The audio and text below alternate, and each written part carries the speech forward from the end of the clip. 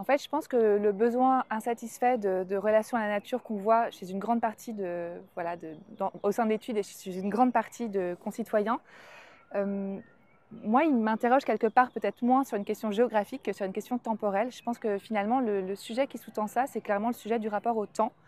On l'a vu notamment lors du premier confinement en 2020. Finalement, en ralentissant, en changeant un peu nos rythmes, aussi bien en ville qu'à la campagne, tous, on a pu se reconnecter davantage à la nature, en prendre conscience autour de nous et en nous. Et je pense que ce rapport au temps est intéressant à questionner dans nos modes de vie contemporains et particulièrement urbains. Pour moi, en fait, nature et ville, quelque part, on n'a pas le choix. On peut en faire une question rhétorique, mais en fait, la question de la compatibilité, elle est indispensable, tout simplement parce que finalement, ce rapport-là est complètement à réinventer. On ne peut pas vivre en tant qu'urbain sans nature. Ce que je trouve intéressant, c'est plusieurs initiatives. Je pense notamment à Stéphane Vatinel qui a créé la Cité Fertile à Pantin. Lui, là, son idée, c'est de se dire, plutôt que de jumeler des grandes villes ou des petites villes à l'étranger, est-ce qu'on ne devrait pas jumeler une grande ville très citadine avec peut-être un village ou une zone agricole extérieure. Il y a peut-être aussi une notion à réinventer et des frontières à réinventer entre ville et nature. Et je pense que ce défi-là est particulièrement intéressant.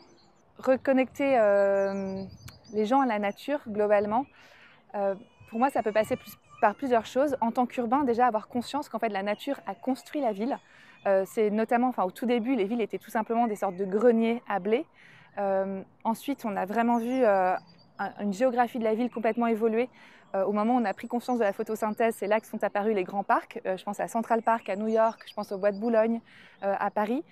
Et voilà, c'est se dire quel rapport on a envie d'inventer aujourd'hui à la ville et à la nature et comment est-ce qu'on fait communiquer ces deux entités. Pour moi, je crois beaucoup à la notion un peu de gymnastique et de routine créative qu'on a mis en place chez My Little Paris. Donc, on travaille beaucoup sur la créativité et on s'astreint vraiment à une forme de créativité quotidienne. Et ça passe vraiment par une sorte de petite gymnastique. Et je pense que le rapport à la nature peut être inventé et réinventé exactement de la même façon.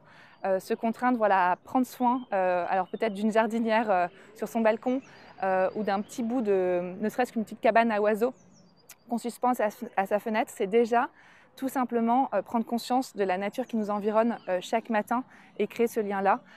Pour moi, une des techniques les plus puissantes, c'est le souffle, c'est la méditation, parce que finalement, la nature, oui, elle est partout autour de nous, mais elle est surtout en nous. Et de pouvoir prendre conscience de ça à travers le souffle chaque matin, c'est des moments qui, moi, en tout cas, me reconnectent vraiment à la nature que je porte. Alors, ce qu'on voit au sein du baromètre, c'est qu'en fait, la notion de transmission, elle est absolument essentielle. Et moi, j'ai une conviction, c'est qu'on peut protéger que ce qu'on connaît bien. Je pense qu'il y a quelques données qui sont quand même assez révélatrices.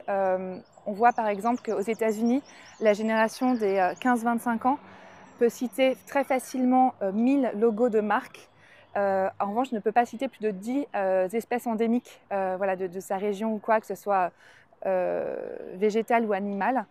Donc je pense qu'il y a vraiment une dimension d'éducation qui me semble absolument fondamentale en ça, et c'est né aux États-Unis, c'est arrivé en France il y a peu, mais moi je suis absolument fan de l'initiative de l'école comestible, donc qui s'appelle Edible Schoolyard, qui a été créée à Berkeley. Aujourd'hui aux États-Unis, c'est plus de 5000 écoles dans lesquelles il y a un potager qui est vraiment devenu le centre de l'éducation, et se dire que c'était peut-être pas nécessaire au 19e, quand on pensait les programmes à l'école au 19e siècle, c'était peut-être pas nécessaire de savoir comment pousse une carotte ou comment est-ce qu'on fabrique un yaourt.